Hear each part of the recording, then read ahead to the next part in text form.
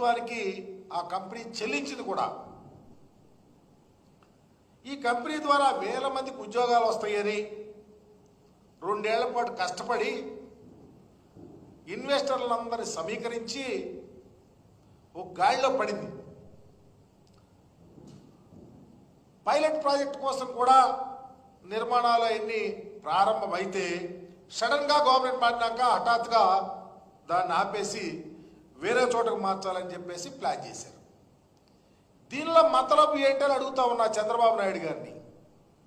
నువ్వు పరిశ్రమలు కావాలనుకునేవాడివి, పరిశ్రమలు రావాలనుకునేవాడివి, గత ప్రభుత్వంలో భూమి అలాట్ చేసి నోటిఫికేషన్ ఇచ్చి డబ్బులు అకౌంట్లో గవర్నమెంట్ అకౌంట్లో వేస్తే నువ్వు దాన్ని ఆపి వేరే వారికి ఆ భూమిని ఇవ్వాలని, వీళ్ళని వేరే ప్రాంతానికి తీసుకెళ్లాలంటే నీ ఆలోచన పరిశ్రమ అనేది రావటానికి వీలు లేదనేది తప్ప వేరే ఆలోచన ఉందా?